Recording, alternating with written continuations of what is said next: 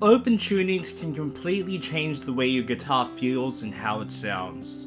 So today I'm going to walk you through what open tunings actually are, and I'm going to give you 3 open tunings that are great to start with, that all have a different bass that you can really start to build these small musical worlds out of.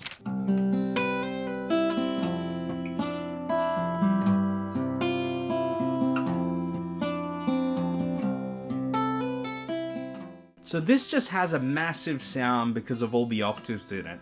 I like to imagine this tuning as sort of sounding like a piano almost, where we have these lower fifths on top, and then we can play sort of like the right hand of a piano with the bottom 3 strings there. So for this tuning, we're going to be using a C on our top string, G, C, G, C, and E. So we've got a C major chord right out of the gate, so you can pretty much just strum along and bar entire chords with your index finger. So C is our open string, G is going to be all the way up on the 7th fret. So you can pretty much just think of where your normal root notes are and go +4 for everything. So C to G might sound like this.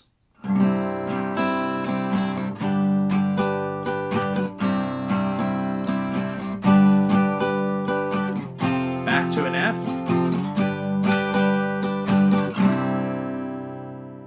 So it's just different. You get all these different textures again from that blank canvas you've laid below. And because it is a C major chord, we do have that overlying happiness that comes from all the pedal tones sitting beneath the chord. So it's a really great tuning to start out with.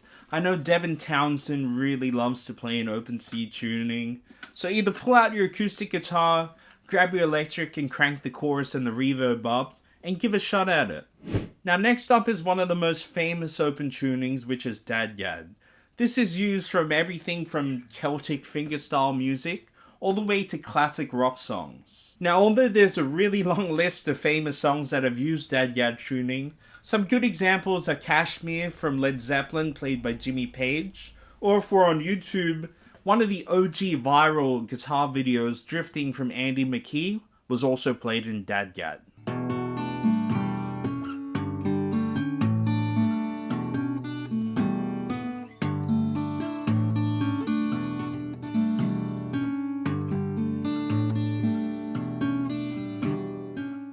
So DADGAD tuning, as you can imagine, is D, A, D, G, A, D. Now, DADGAD is actually tuned to a D sus4, which is a little bit interesting. So it's harmonically ambiguous. Because we don't have the natural 3 or a flat 3, it doesn't really sit major or minor. So you get this almost airy and open type of sound to it. And the best part with DADGAD is it's just such an easy tuning to play around in. So if you're a songwriter, you can just pretty much move along strings. Get really nice sounding chords that you can sing over. If you're trying to do stuff more like math rock, what I would recommend is pick a section of the neck, so let's say 5 to 7 or 5 to 8, and approach it like a pentatonic box. So just strum, and we'll go from the 5th string.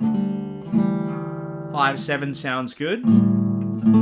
5, 7 sounds good. Ooh, that's a bit wrong. Ooh, 4 to 7, 4 to 6, I like that, it's a bit warmer.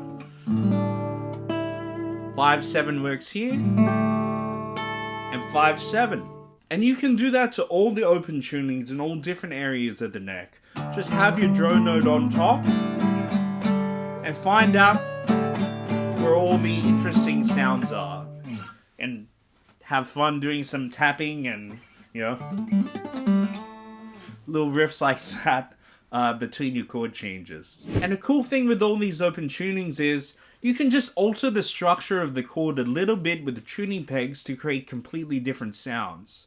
So DADGAD, for example, if we change the G to an F sharp, if we change the bottom string from a D to an E, we can create a DAD9 tuning.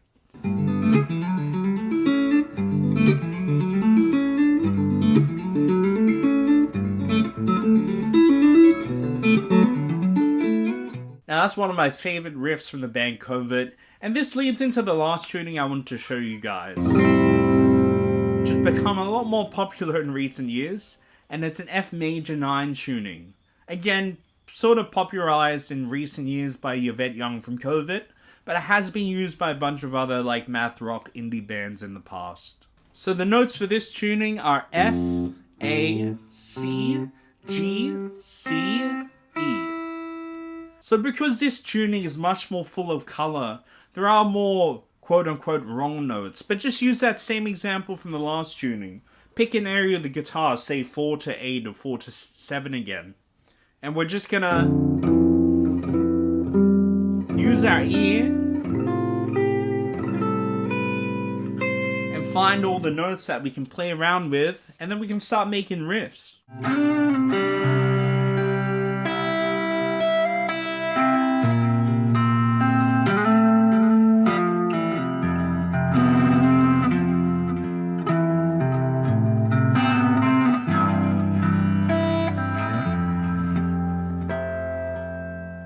So all that little tapping stuff I was doing in the riff there, again, I'm pretty much just using my ear most of the time and sort of basing it around the harmony of the chord I have underneath. So if you have any questions about open tunings, or if you have a favorite open tuning that I didn't discuss today, leave it in the comments below. I really want to hear about it.